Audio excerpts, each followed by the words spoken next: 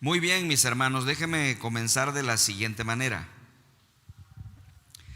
¿Y cuál va a ser el desenlace del pueblo de Israel, hermanos? ¿En qué va a terminar todo? De eso trata el capítulo 11. Quiero invitarles a que me acompañen. Les puse ahí en su guía un cuadro, un pequeño cuadro. Miren qué bonito, qué útil, qué pedagógico. Un pequeño cuadro para que hagamos un pequeño resumen de los capítulos 9, 10 y 11 de Romanos, ¿no? Vean por favor ahí su cuadro, en la primera columna, la segunda columna, la tercera columna. Ahí en la primera columna, primera fila, ¿verdad? El capítulo 9, mis hermanos, trata acerca del pasado de Israel. ¿Recuerdan? El pasado de Israel, lo que ocurrió con Israel en el pasado. Luego en el capítulo 10, mis queridos hermanos, Pablo trata acerca del presente de Israel. Lo pueden ver ahí, miren qué bonito. El presente de Israel, lo que está pasando con Israel en el momento que Pablo escribe la carta y lo que está ocurriendo con Israel ahora mismo, hoy. Y luego, mis hermanos, en el capítulo 11, Pablo trata del futuro de Israel, lo que va a suceder con Israel en el futuro. Ven qué hermoso es poder estudiar la Biblia, profundizarla para conocer cómo procede Dios con sus proyectos y sus planes. Ahora déjenme decirle, realmente hay más que solamente material interesante acerca de lo que va a suceder con Israel. Hay más que eso. Atrás, mis hermanos, hay algunos principios que aprendemos de cómo es Dios verdaderamente. Déjeme decirle, este capítulo 11, hermanos, no hay mejor ilustración de la fidelidad de Dios en toda la Biblia. Este capítulo 11, mis hermanos, trata de lo que va a suceder con Israel en el futuro. Sí, pero atrás de todo eso la enseñanza es, ¿no?, cómo Dios va a cumplir las promesas que le hizo a su pueblo. Por eso el título de nuestro mensaje es así. ¿Cómo dice? Dios siempre cumple sus promesas. Escuchen, mis queridos hermanos y amigos, sabemos eso. En el Antiguo Testamento Dios hizo un número de promesas a los judíos como nación, ¿recuerdan? Muchas de esas promesas, hermanos, no se han cumplido todavía. La pregunta es, ¿qué va a suceder con esas promesas? ¿No se van a cumplir? ¿Se van a quedar sin cumplir? ¿Va a fracasar Dios? Romanos 9, mis queridos hermanos, trata del pasado de Israel, ahí lo tienen en su cuadro. Romanos 10 trata del presente de Israel y Romanos 11 trata sobre el futuro de Israel. En Romanos 9, mis hermanos, hablamos de que Israel fue elegido, ¿recuerdan? El mensaje en el capítulo 9, Israel fue elegido, y la pregunta que nos hacíamos es esta, es muy importante: ¿y por qué los eligió Dios? ¿Acaso, hermanos, es porque eran más guapos? ¿Acaso es porque eran más inteligentes? ¿Acaso es porque eran más trabajadores? No, nosotros aprendimos del carácter de Dios, que dice la Biblia que Dios los eligió porque Él quiso. Él es soberano. El capítulo 9 trata de la soberanía de Dios. Luego, mis queridos hermanos, en el capítulo 10 vimos cuál fue la falla fundamental de Israel, ¿recuerdan? Y lo vimos por varias razones. Una de ellas es para que nosotros no cometamos el mismo error, si es que queremos relacionarnos bien con Dios, si es que queremos que Él nos bendiga realmente. No debemos cometer la misma falla. En el capítulo 10 vimos cómo ellos cometieron un error terrible. Y también vimos, ¿no?, cómo Dios superó esa falla. Es decir, vimos la justicia de Dios. El capítulo 10 habla de la justicia de Dios. Y la justicia de Dios es que Él inventó que su evangelio fuera para todo mundo. Y de esa manera superó la falla Dios, ¿no? Ahora, mis hermanos, ¿no? La pregunta que queda pendiente, que queda flotando en el aire, pues es esta: ¿van a estar a un lado los judíos permanentemente? De esto trata Romanos capítulo 11, de la restauración de Israel. Y en esa restauración podemos aprender nosotros que leemos la Biblia la profunda fidelidad de Dios. Hemos visto la soberanía de Dios en el capítulo 9. Hemos visto la justicia de Dios en el capítulo 10. Y finalmente, mis hermanos, en el capítulo 11 vamos a ver la fidelidad de Dios, de cómo todas las promesas que Él le hizo a la nación de Israel, a su pueblo, ¿verdad? Y que todavía no han sido cumplidas, se cumplirán en el futuro, porque Dios, hermanos, es fiel. Él no incumple sus promesas, Él siempre cumple lo que promete. Bendito sea. Romanos 11:1, mis hermanos, plantea la pregunta. Voy a pedir a mis hermanos que nos ayudan, ¿verdad? Eso es importante tenerlo en cuenta, el enorme trabajo que hacen los muchachos para que nosotros podamos disfrutar de la tecnología. Dios los bendiga, amén. Miren cómo dice Romanos capítulo 1. Por lo tanto, voy a pedir que me pongan el versículo completo, porque ahora vamos a ir, ¿verdad?, este versículo por completo. Miren, es preciosa la palabra de Dios, impresionante. Miren lo que dice: por lo tanto, pregunto, dice Pablo, ¿acaso rechazó Dios a su pueblo? Hermanos, él está hablando, la frase rechazó Dios a su pueblo, en el idioma original en el que se escribió el Nuevo Testamento, en el griego, pues lleva la idea, ¿lo rechazó completamente? ¿Los rechazó para siempre? Mis queridos hermanos, la respuesta la da Pablo inmediatamente. Mire cómo dice: de ninguna manera. Esta frase la hemos encontrado varias veces en la carta a los romanos. Es la famosa frase griega mi genoito, que quiere decir no, de ningún modo, de ninguna manera. Hermanos, vemos la respuesta de Dios. Dios no ha rechazado a su pueblo de manera total.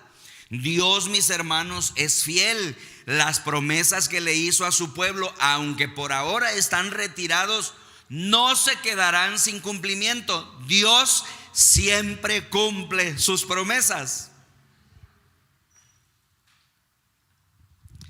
Hermanos, esta es la respuesta, ¿verdad?, a la pregunta: ¿se ha dado Dios por vencido con los judíos? No. Pablo dice: de ningún modo. Luego, mis hermanos, él pasa el resto del capítulo explicando de qué se trata este versículo 1. Todo el resto del capítulo, de lo que trata, mis queridos hermanos, es de que Pablo intenta explicar el versículo 1. Así que si ustedes me acompañan, vean ahí su guía, por favor. Quiero mostrarles a ustedes, si Dios me ayuda, por supuesto, ¿verdad? La fidelidad de Dios se ve en ¿qué? Dos cosas. Dos cosas hay aquí en donde podemos ver la fidelidad de Dios. Número 1, ¿están listos conmigo? En que el rechazo de Israel es solamente parcial, no total.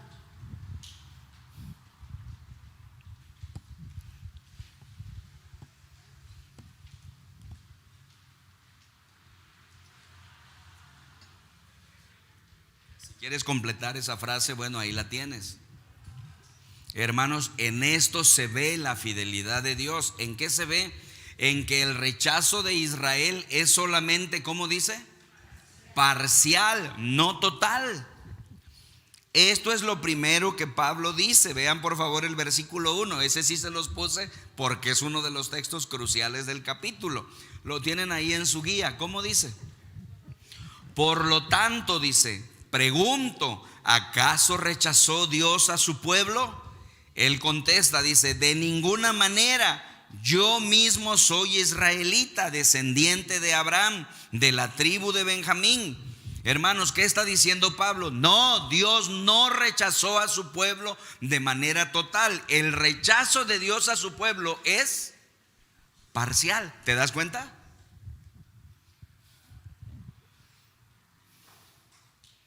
Hermanos, esto es fantástico, esto es fabuloso. Dios han mantenido apartado a Israel por mucho tiempo, pero mira lo que dice la Biblia: eso no va a ser para siempre, eso solamente es parcial, no es total. Ahora, mis hermanos, para demostrar esto, Pablo da 3 pruebas. Para probar que esto es así, nos convenzamos cómo procede Dios, Pablo da 3 pruebas. Dice ahí tu guía, ¿no? Pablo da 3 pruebas. Prueba número 1. Pablo mismo es una prueba. Escríbelo por favor, es la número 1. Pablo mismo es una prueba de lo que está afirmando.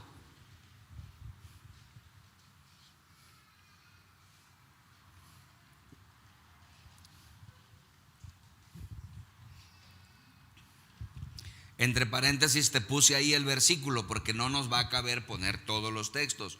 Los vamos a ir leyendo en la pantalla, ¿no? Pero mira lo que dice el versículo 1, es el versículo que te puse ahí entre paréntesis. Otra vez analicemos en la pantalla. ¿Cómo dice Pablo? Por lo tanto, pregunto, dice, ¿acaso rechazó Dios a su pueblo? Eso quiere decir, ya les expliqué, lo rechazó para siempre. ¿Qué dice él? De ninguna manera. Y ahora observa la primera prueba. ¿Qué dice Pablo? Yo mismo soy israelita, descendiente de Abraham, de la tribu de Benjamín. ¿Qué está diciendo Pablo? Pues yo soy la prueba de que Dios no ha rechazado totalmente a su pueblo, porque yo soy judío, pues soy descendiente de Abraham, soy de la tribu de Benjamín. Si Dios los hubiera rechazado de manera total, yo no estaría aquí. Pablo mismo es la prueba. Este gran predicador del evangelio de origen judío es la prueba de que Dios no ha rechazado totalmente a su pueblo. Él es la prueba viviente en ese momento. Número 2, vean la segunda prueba, por favor. Hay un remanente. Hay un remanente.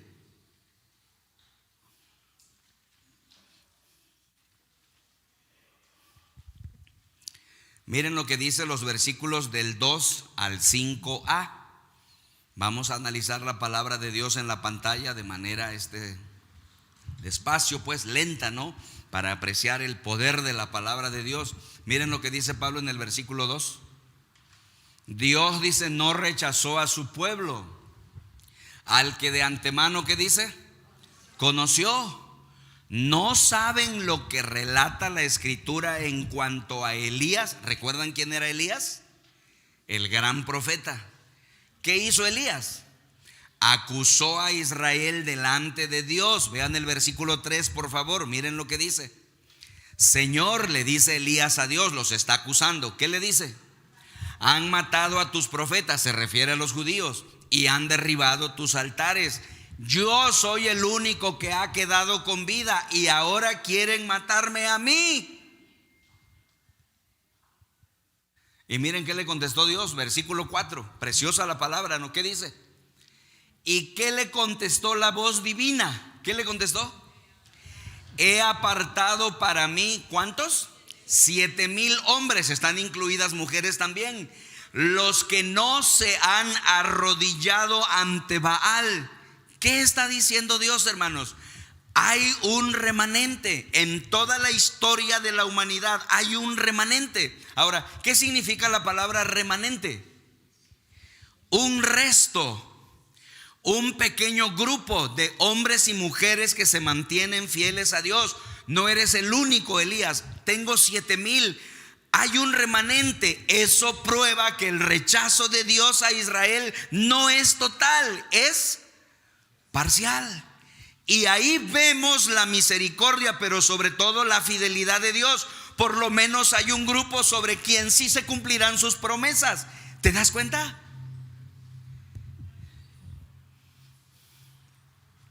Mis queridos hermanos, esta historia a la que hace referencia el apóstol Pablo en este capítulo 11 se encuentra en el primer libro de los Reyes, capítulo 19.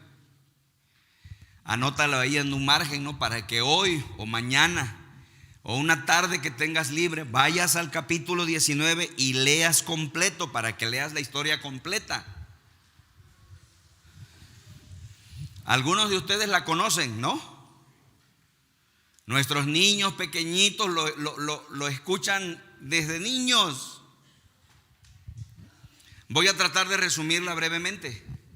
La situación que según nos narra primer libro de los Reyes, capítulo 19, la situación espiritual y religiosa del pueblo en ese momento que vivió Elías era terrible, hermanos. El pueblo estaba sumido en el pecado, en la inmoralidad y en la idolatría. Le estaban dando la espalda al Dios verdadero.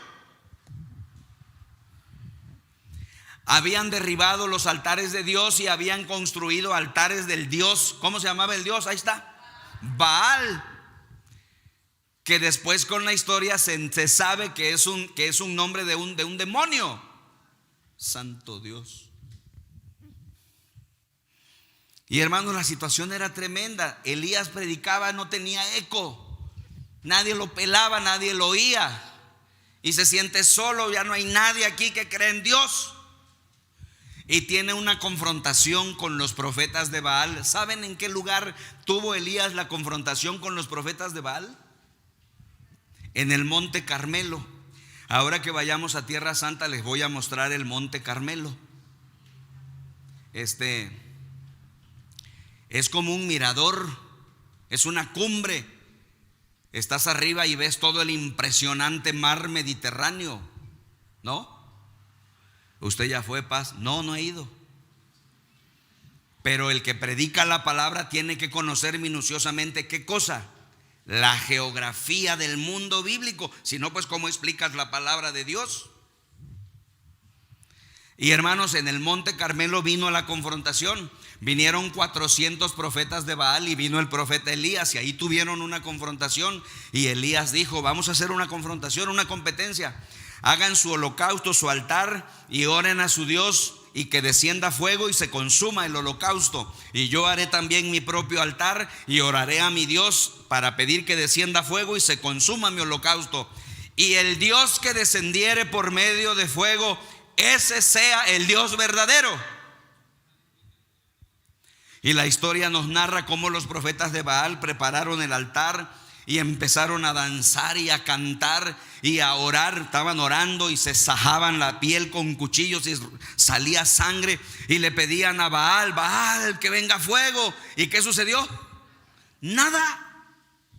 Y entonces Elías hizo el altar y luego les dijo a ellos: échenle agua encima. Así que echaron cubetadas de agua, estaba todo mojado. Y Elías ora a Dios y dice: Señor, demuestra quién es Dios. Y como un rayo de fuego cae del cielo y ¡pum!, consume todo el altar. Y Elías ajustició a 400 profetas de Baal ahí. Y se demostró quién es el Dios verdadero. Pero luego, mis queridos hermanos, la esposa del rey en ese momento, Acab, se enteró del incidente. ¿Saben cómo se llamaba la esposa del rey Acab? Jezabel. Y esa era una mujer tremenda, una mujer terrible. No, esa es una mujer que te parabas enfrente de ella y te temblaban los pantalones. Una mujer, yo no sé si me hubiera parado frente a Jezabel, o sea, ¿qué hubiera yo hecho? Una mujer tremenda. Y le mandó decir a Elías: mañana te voy a poner como uno de ellos. Y entonces Elías se llenó de miedo y huyó a la cueva de Oreb. No lo puedo entender, ¿verdad? Como un hombre del tamaño de Elías, cuando esta señora Jezabel lo amenaza, ¿qué hace? Huye. No, es que las mujeres tienen mucho poder. Cuando una mujer te amenaza, olvídate. Quédate callado, tírate al suelo, no respires, porque vas a perder.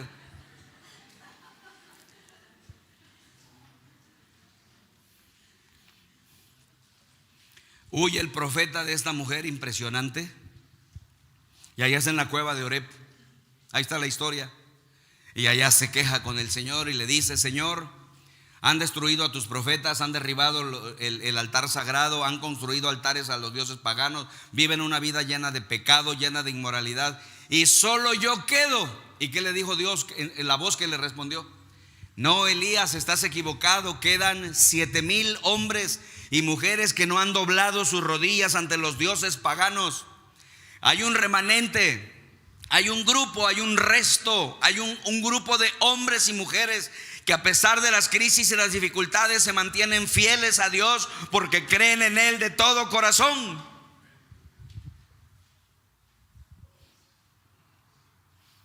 El síndrome de Elías, hermanos, que nos pega a todos, es pensar que tú eres el único que queda. Tú eres la última Coca-Cola del desierto. Tú crees que eres el único. ¿Y qué le dice Dios a Elías? No, no eres el único, hay otros. Tengo un remanente.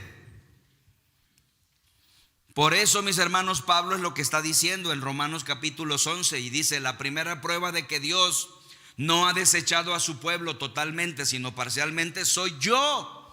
Pero no soy el único. Él no comete el error de Elías. Él dice: pero además hay un remanente. Ahora vean la tercera prueba que Pablo nos da. Prueba número 3. Israel fue elegido por gracia, si lo quieres anotar. Es impresionante ver el argumento y ir viendo todo el movimiento del pensamiento de Dios. Israel fue elegido por gracia. Miren cómo dice ahora el versículo 5b y 6. Otra vez el 5, pero ahora la segunda parte. Retomemos. Así también hay en la actualidad un ¿qué? Remanente. Hasta ahí le habíamos dejado. Ahora vean la última expresión. ¿Qué dice? Escogido por gracia. Ahora vean el 6. Miren lo que dice el versículo 6. Y si es por gracia, ¿qué dice? Ya no es por obras. Claro. Si es por obras ya no es gracia. Si es por gracia no es por obras. Es lo que dice. Porque en tal caso, dice, la gracia, ¿qué dice? Ya no sería gracia. ¿Qué es lo que está diciendo el apóstol Pablo? Con el afán de que entendamos. ¿Qué está diciendo? Recuerda que Dios eligió a Israel por gracia. Lo dijimos en el capítulo 9. Es como si Pablo estuviera diciendo eso.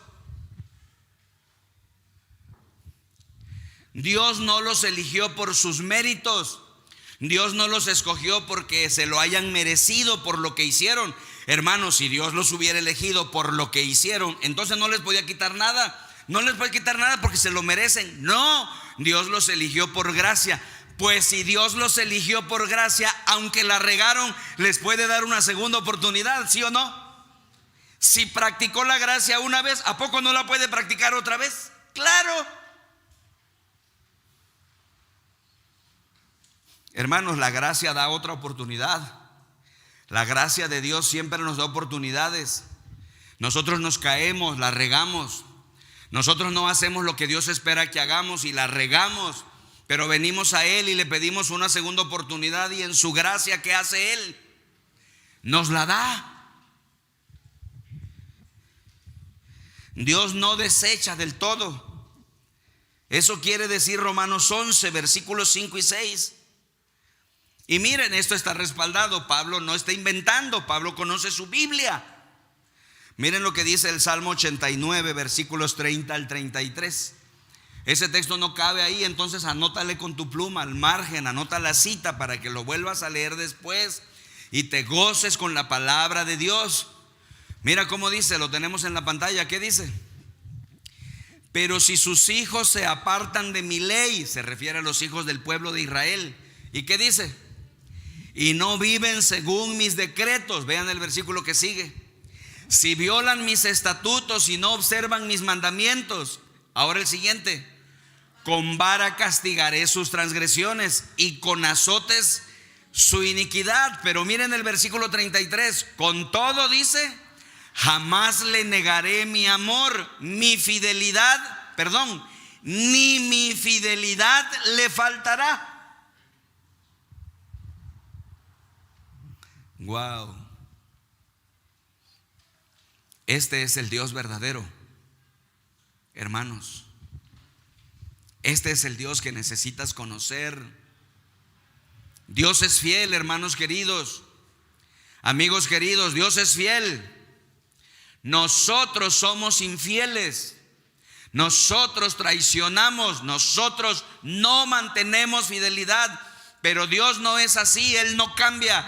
Dios es fiel. Dice el apóstol Pablo en la carta a Timoteo, dice que Dios es fiel. Él no puede negarse a sí mismo.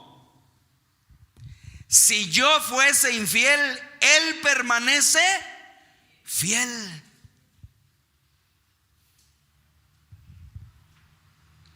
Por eso podemos decir, por eso podemos confiar, Él siempre cumple y cumplirá sus promesas.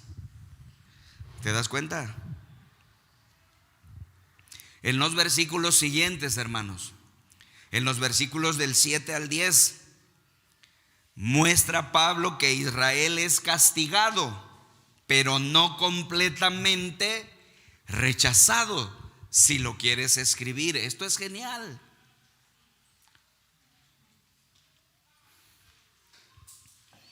Miren lo que dice, por favor, rápidamente los versículos, pónganlos en la pantalla, muchachos. Miren el 7. ¿Qué concluiremos? Dice Pablo. Pues que Israel no consiguió lo que tanto deseaba. Esto ya lo explicamos. Ellos querían establecer su propia justicia, ¿se acuerdan? Pero sí lo consiguieron los elegidos, los que Dios escogió. Los demás, ¿qué dice? Fueron endurecidos. Ya explicamos eso también. Ahora vean el siguiente. Como está escrito, ¿qué dice? Dios les dio un espíritu insensible, ojos con los que no pueden ver y oídos con los que no pueden oír hasta el día de hoy. Ahora vean el versículo 9. Y David dice que sus banquetes se les conviertan en red y en trampa, en tropezadero y en castigo, que se les nublen los ojos para que no vean y se encorven sus espaldas para siempre. ¿De qué está hablando? Dios disciplina al pueblo de Israel por portarse mal, por no obedecer a Dios, pero eso no significa, dice la frase, que los ha rechazado completamente. Así como actuamos nosotros como padres. Si un hijo desobedece, se porta mal, si un hijo la está regando, ¿qué hacemos como padres, hermanos? Los disciplinamos, pero eso no significa que no los amemos o que los estamos rechazando para siempre. Igual Dios.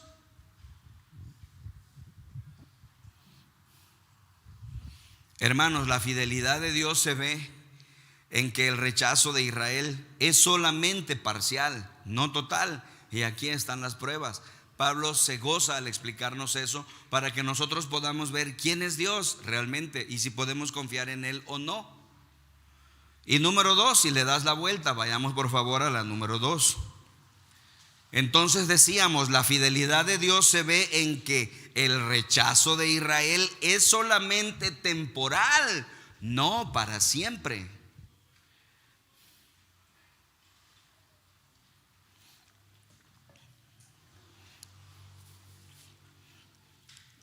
El rechazo de Israel es solamente temporal, no para siempre. Ahora leamos, mis hermanos, el otro versículo clave. El primero fue el 1, ahora es el 11.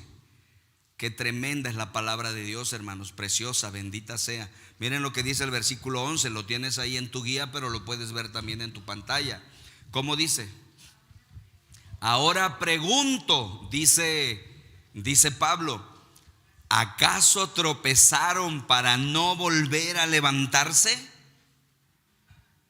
Y miren ustedes la respuesta que él mismo da. ¿Qué dice? De ninguna manera.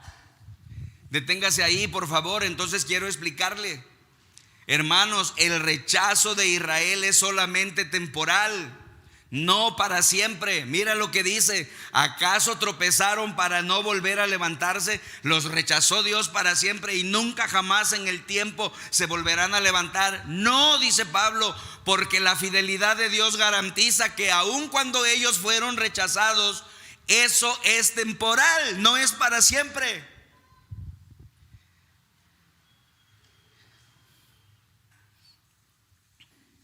Tremendo, ¿verdad? Preciosa la palabra de Dios cuando nos revela quién es Dios verdaderamente. ¿Y quién es Dios verdaderamente? Es un Dios lleno de misericordia, un Dios lleno de amor, un Dios que te ama, un Dios que tú te equivocas, yo me equivoco, tú la riegas, yo la riego, nos podemos equivocar, pero su amor es tan grande, tu fidelidad es para siempre. Ahora bien, mis hermanos, para abundar este punto, para explicarlo un poco más, para que nos quede claro, el apóstol Pablo va a contestar 4 preguntas hipotéticas. 4 preguntas va a tratar de responder Pablo. Aquí están las preguntas. Las preguntas no están en el texto, pero si tú lees el texto te vas a dar cuenta que esa es la pregunta que está respondiendo. Son preguntas que se llaman hipotéticas, ¿no? Número 1, vean la pregunta número 1. ¿Por qué fueron puestos a un lado? Los israelitas, ¿por qué fueron puestos a un lado?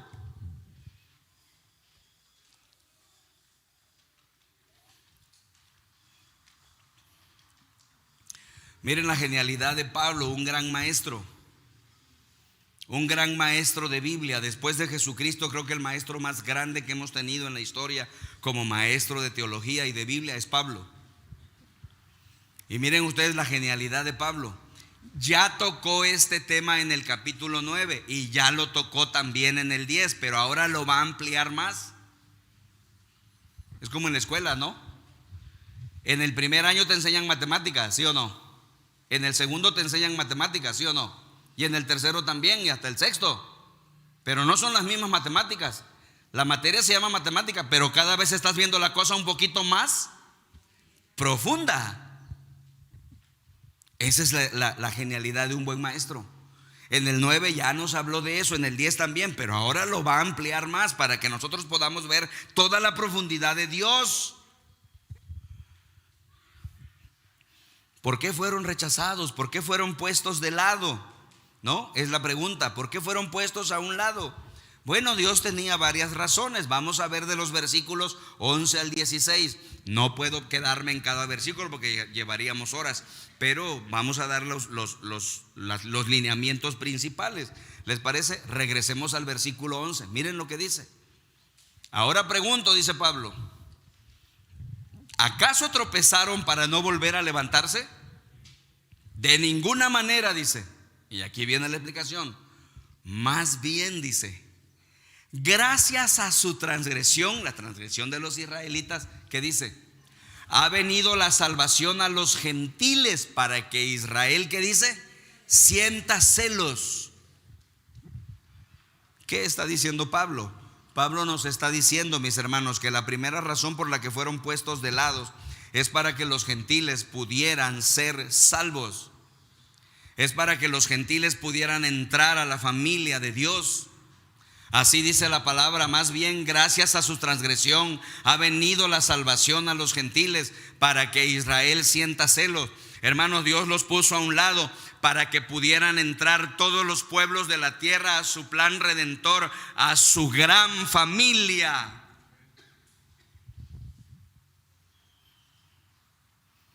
Ahora, la segunda razón que Pablo nos da en el versículo es para que Israel sienta celos. Eso dice en la segunda parte del versículo, ¿no? Para que Israel, dice, sienta celos. Quería provocarlos a celos para que buscaran a Dios otra vez. ¿Cómo decimos en México? En México nosotros tenemos también una frase, ¿no? Cuando una chica o un chico, cualquiera de los dos casos, ¿no? Ve que su pareja, ¿verdad? No se define. O sea, anda picando aquí, anda picando allá, y entonces ella dice, oye, ¿qué onda? O él dice, ¿qué onda? Y pues aquella no se define o aquel no se define. Entonces la chica, ¿verdad? Toma una estrategia. ¿Cómo decimos en México? Le da picones, ¿no? Y entonces lo provoca a celos para que aquel se defina o aquella se defina. Y eso es lo que Dios está haciendo aquí, dice, para que Israel sienta celos. Dios salva a los gentiles y con eso también quiere lograr que Israel sienta celos y lo busque y se defina por Dios. Hermanos, Dios dio salvación a otros para provocarles a celos. Pablo tiene un verdadero corazón para su pueblo. Él desea que su gente conozca a Dios por medio de Jesucristo. Miren el versículo 12, ¿qué dice? Avancemos, por favor. Pero si su transgresión ha enriquecido al mundo, ¿cómo es eso? ¿Cómo que la transgresión de Israel enriqueció al mundo? Pues lo acabamos de decir, la enriqueció en el sentido que eso abrió la puerta para que todos entraran. Eso es enriquecer al mundo.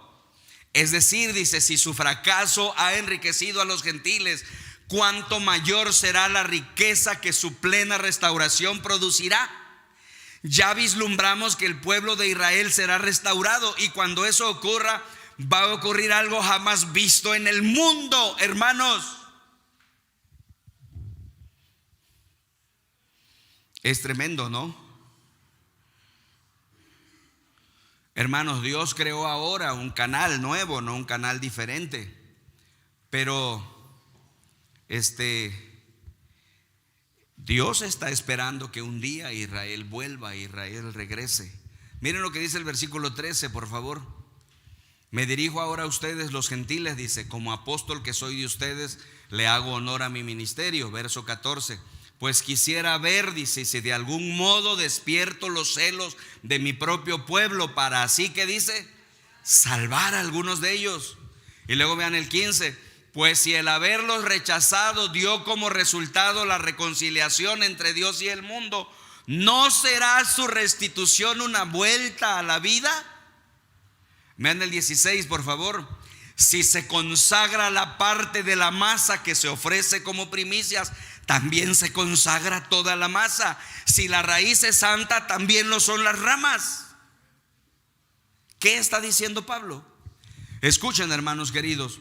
Todas las mujeres judías cocinaban en sus cocinas, en sus casas. Hacían la masa para hacer el pan, para la comida. Escuchen ustedes, esto es muy importante que lo entendamos. Estas mujeres de fe, mujeres judías, apartaban un poquito de la masa, el 10%, y lo entregaban a Dios. El diezmo, pues, la primicia. Y dice Pablo que si se consagra la parte de la masa que se ofrece como primicias, también se consagra toda la masa. Por eso cuando doy mi diezmo, tengo la certeza absoluta que el resto, el 90%, será bendecido también.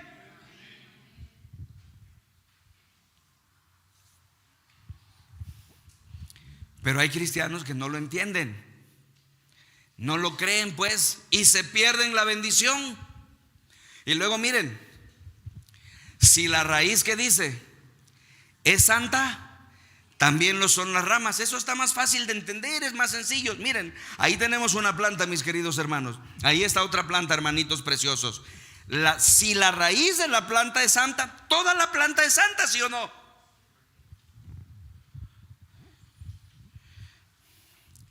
Hermanos preciosos, Dios puso a Israel a un lado por estas razones, para que nosotros podamos ver cómo tan grande es su amor y su misericordia hacia nosotros. Pero eso no significa que Dios los va a rechazar para siempre. No, solamente es un rechazo, ¿cómo dijimos? Temporal. Número 2, hermanos preciosos, pregunta número 2 que Pablo intenta contestar.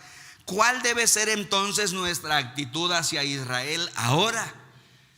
Eso está tremendo, hermanos. ¿Cuál debe ser nuestra actitud hacia Israel entonces?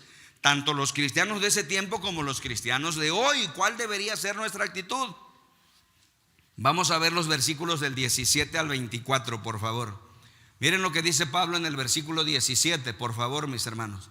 Ahora bien, dice: es verdad que algunas de las ramas han sido desgajadas, y que tú, dices, siendo de olivo, ¿cómo? Silvestre, ha sido injertado entre las otras ramas. Ahora participas de la savia nutritiva de la raíz del olivo. ¿Cuántos de nosotros hemos visto, mis hermanos, este mecanismo de injertar las plantas? Casi todos, ¿no? Se corta una rama y se pone otra de una planta diferente. No sé cuál es el término que se usa, pero vamos a decir, se amarra, ¿no? Y después, hermanos, la nueva rama crece, ¿verdad? Mezclándose con la rama original. Son los famosos injertos. Y mire lo que dice aquí el apóstol Pablo. Está usando la figura agrícola del injerto del olivo. Y eso fue lo que Dios hizo. desgajó unas ramas y nos injertó a nosotros. ¡Qué maravilla! Ahora vean el versículo que sigue. Ahora, sin embargo, dice, aquí está el punto. ¿Qué dice? No te vayas a creer mejor que las ramas originales. Y si te jactas de ello, ten en cuenta que no eres tú quien nutre a la raíz, sino que es la raíz la que te nutre a ti. Vean el versículo 19. De acuerdo, tal vez dirás, desgajaron unas ramas para que yo fuera injertado. Deténgase ahí, por favor. Uno puede llegar a pensar, pues si Dios desgajó las ramas y me injertó a mí, es que yo debo ser más importante, ¿no? Si no hubieras dejado las originales. Pero mira lo que dice el versículo que sigue, el 20. De acuerdo, dice, pero ellas fueron desgajadas por su falta de fe, y tú por la fe te mantienes firme. Así que no seas arrogante, sino temeroso. Vean por favor el versículo que sigue, si son tan amables. Porque si Dios, dice, no tuvo miramientos con las ramas originales, tampoco los tendrá contigo. O sea, aguas. Verso siguiente, el 22, por favor, mis queridos hermanos. Por tanto, dice, considera la bondad y la severidad de Dios. Severidad hacia los que cayeron y bondad hacia ti que estás aquí. Pero si no te mantienes en su bondad, tú también serás desgajado. Escuchen esto, mis queridos hermanos y mis queridos amigos. La actitud correcta para relacionarnos con Dios es esta. La única actitud que le agrada a Dios en relación con Él es esta. Si quieres relacionarte con Dios de manera correcta, esta debe ser su actitud, tu actitud. Debes ser humilde. Si nosotros empezamos a presumir igual que ellos y a creernos más que otros y a pensar qué benditos somos nosotros, pobres los que están afuera, caemos en el mismo error, cometemos la misma falla y dice que podemos ser desgajados. Es tremendo, ¿verdad? Mire la última frase, por favor, la última oración en su texto. Pero si no te mantienes en su bondad, ¿qué dice? Tú también serás desgajados. Hermanos, hay que mantenernos. Hay que mantenernos.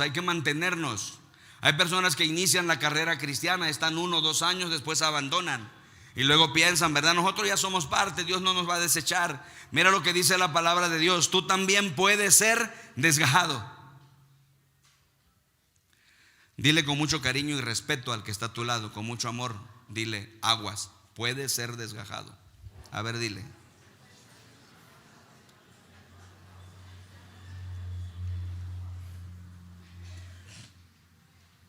Versículos, por favor, 23. Y si ellos dejan de ser incrédulos, serán injertados, porque Dios tiene poder para injertarlos de nuevo. ¿Tiene o no tiene poder Dios para hacerlo? Claro que tiene. Y versículo 24, para terminar esa sección. Después de todo dice, si tú fuiste cortado de un olivo silvestre al que por naturaleza pertenecías, o sea, el olivo silvestre, y contra tu condición natural fuiste injertado en un olivo cultivado, con cuánta mayor facilidad las ramas naturales de ese olivo serán injertadas de nuevo en él. El rechazo de Dios es temporal, el rechazo de Dios no es para siempre. Dios desgajó las ramas, pero la actitud que Dios espera de nosotros es una profunda humildad. Porque si no, mis queridos hermanos, tú también puedes ser desgajado. Mantente. Pregunta número 3, mis hermanos. ¿Cuánto dura la exclusión de Israel?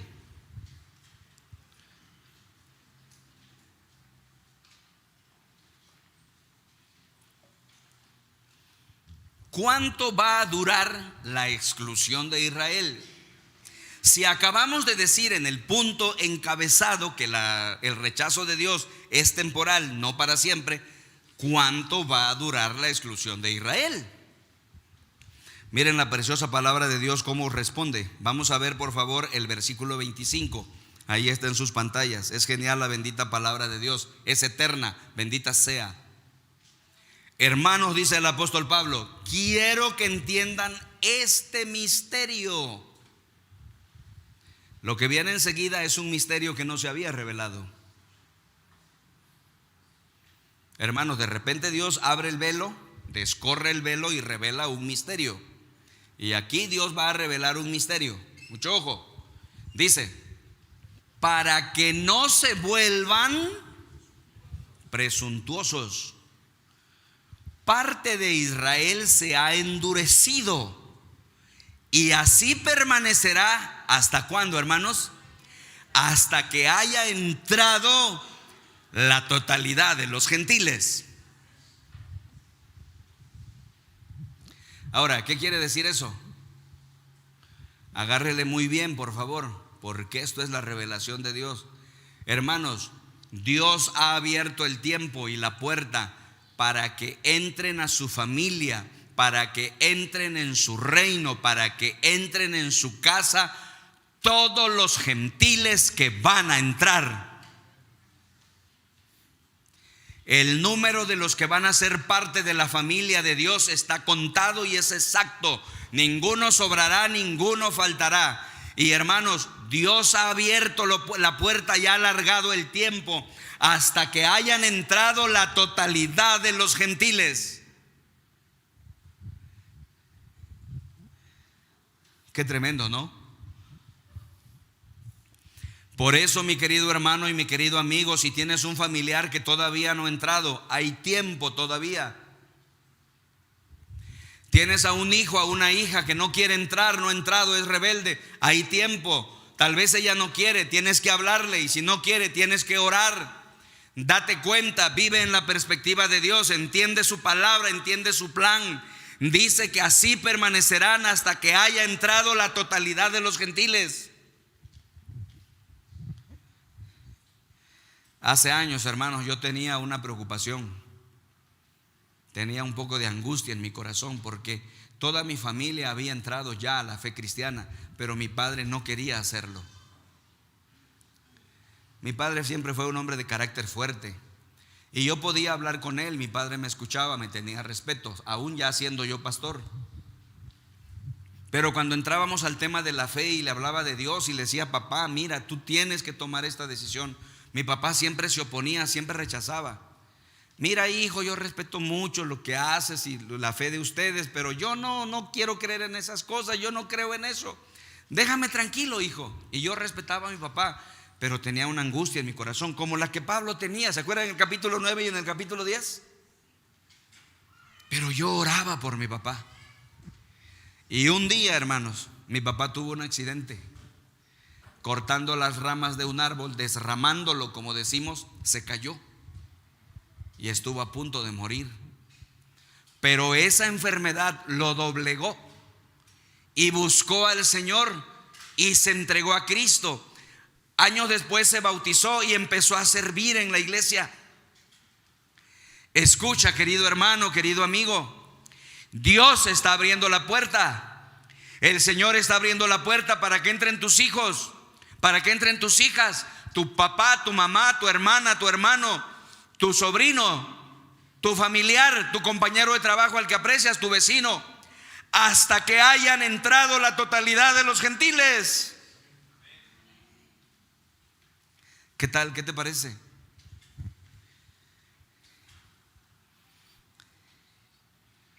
¿Cuánto va a durar la exclusión de Israel? Hasta que hayan entrado la totalidad de los gentiles. Y miren el versículo 26. De esta manera, o sea, una vez que esto haya ocurrido, todo Israel será salvo, como está escrito: el Redentor vendrá de Sión y apartará de Jacob la impiedad.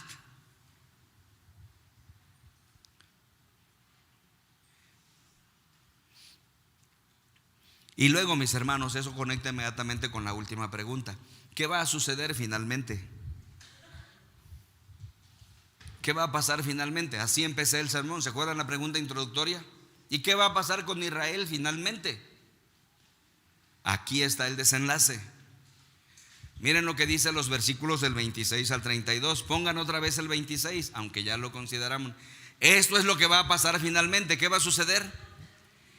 De esta manera todo Israel será salvo, como está escrito: el Redentor vendrá de Sión y apartará de Jacob la impiedad. Vean el 27, por favor. Y este será mi pacto con ellos cuando perdone sus pecados. 28. Con respecto al evangelio, los israelitas son enemigos de Dios para bien de ustedes.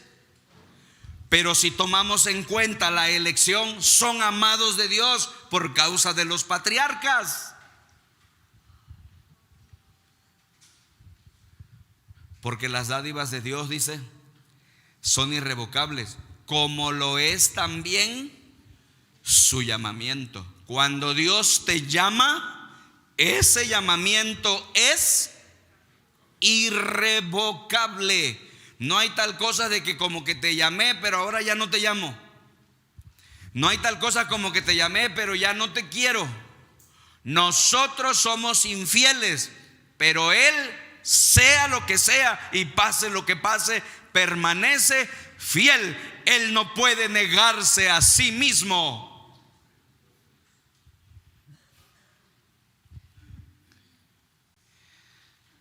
Vean el 30, por favor. De hecho, dice: en otro tiempo ustedes fueron desobedientes. Se refiere a nosotros, desobedientes a Dios. Así fuimos, hermanos, ¿sí o no?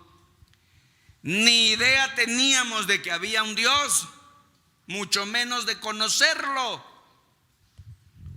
Pero ahora dice: por la desobediencia de los israelitas han sido objeto de su misericordia. Hermanos, la única razón por la que estamos aquí no es porque nosotros fuimos mejores que los judíos, no es porque fuimos más inteligentes que los judíos, no es porque somos más guapos que los judíos o más trabajadores que los judíos. La única razón por la que estás aquí, yo estoy aquí, es porque soy objeto de su misericordia. ¿Te das cuenta?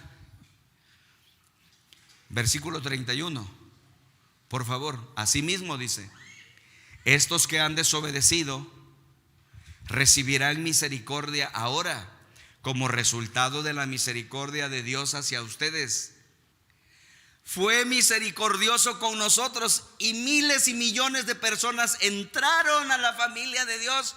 Y Dios ve el resultado de su gran misericordia. Ve tanta gente adorándole, ve tanta gente escudriñando su palabra, ve tanta gente tratando de servirle. Su misericordia se desbordó y dice: no puedo dejar sin esa misericordia también a los judíos originales.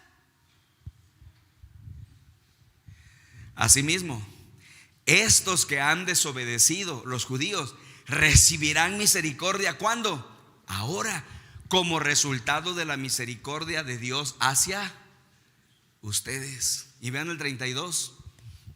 En fin, dice: Dios ha sujetado a todos a la desobediencia con el fin de tener misericordia de todos. ¿Qué está diciendo? Otra vez, penetra la palabra, mira lo que está diciendo.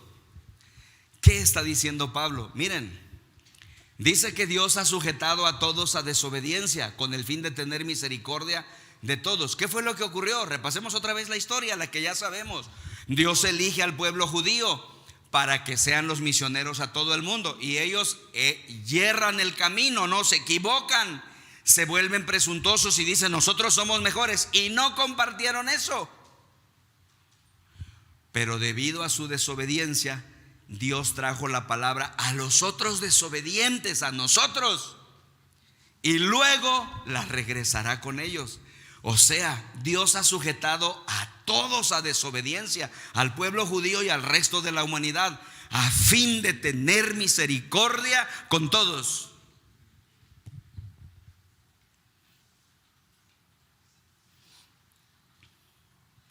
El rechazo, hermanos, de Israel es solamente temporal, no es para siempre. Hermanos, Dios no fracasó ni fracasará jamás. su plan perfecto se llevará a cabo. Las promesas que le hizo a Israel se cumplirán. Y mis hermanos, Pablo explota en gratitud por la fidelidad de Dios en los versículos 33 al 36. Miren cómo explota Pablo ante la fidelidad de Dios en los últimos versículos. Versículo 33, por favor. Miren qué dice Pablo, entre signos de admiración, ¿verdad? Para percibir su emoción, está emocionado. ¿Qué dice? Qué profundas son las riquezas de la sabiduría y del conocimiento de Dios. Qué indescifrables son sus juicios e impenetrables sus caminos. Vean el 34, por favor. ¿Quién ha conocido la mente del Señor o quién ha sido su consejero? Nadie. Vean el 35. ¿Quién le ha dado primero a Dios para que luego Dios le pague? Nadie. Y miren el 36. Porque todas las cosas proceden de Él y existen por Él y para Él. A Él sea la gloria por siempre. Amén.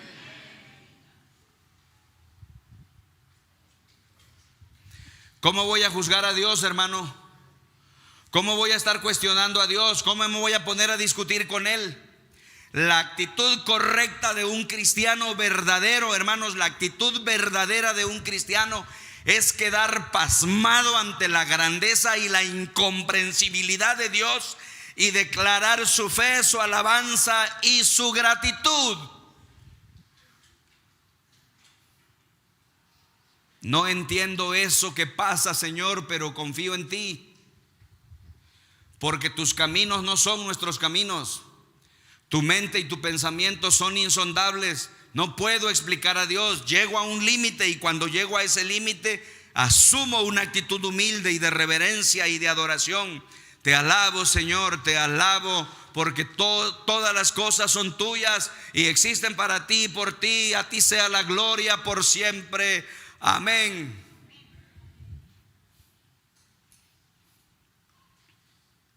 Finalmente, mis hermanos, toda esta explicación que Pablo nos da nos lleva a una aplicación personal. ¿Qué significado tiene la fidelidad de Dios en mi vida personal? Bueno, hay 7 cosas que les quiero compartir rápidamente. Porque Dios es fiel, mis hermanos, puedo contar con que, número 1, Él cumple sus promesas, si lo quieres anotar, porque esto te interesa y es para tu beneficio.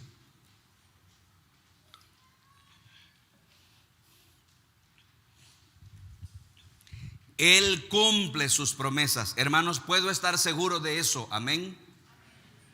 Si hay una promesa con la que me he tropezado y siento que esa promesa Dios todavía no me la ha dado a mí, puedo reclamarla porque Él cumple sus promesas. Número 2, Él me mantendrá salvo. No digo a salvo, no. Él me mantendrá salvo. Es decir, en el estado de salvación en el que estoy, no soy yo el que me voy a mantener en ese estado de salvación. No, si fuera por mí voy a estar cayendo a cada rato. Es por Él. Él es fiel para mantenerme en la salvación que me ha dado. Número 3, Él terminará su obra en mí.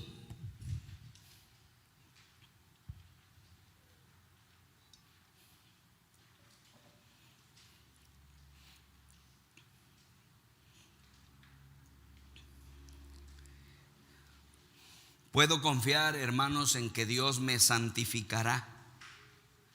Lo que Dios ha comenzado en mí no lo dejará trunco. Lo que Dios ha comenzado en mí lo terminará. Él terminará su obra en mí por su fidelidad.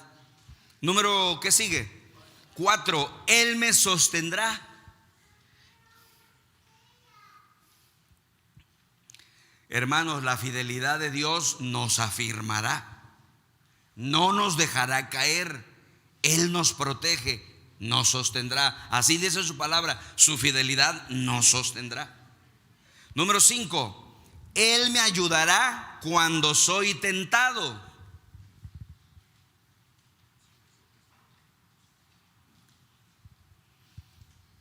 A veces los cristianos decimos: no puedo hacer nada con esa tentación. Caí porque ya no pude más. No es cierto. Dios te dio ayuda, Dios te ayudará cuando eres tentado. Por su fidelidad, dice 1 Corintios 10, no permitirá que seamos tentados más allá de lo que podemos soportar, sino que dará, dice, juntamente con la tentación, la salida, porque Él es fiel. Número 6, Él me perdona y me limpia. Wow. No tengo por qué vivir con culpas, porque por su fidelidad Él me perdona, y no solo me perdona, me limpia de toda maldad. ¿Recuerdan 1 de Juan? Dios es fiel y justo, dice, para perdonar nuestros pecados y limpiarnos de toda maldad. Y finalmente, número 7, Él me ayudará en medio del sufrimiento.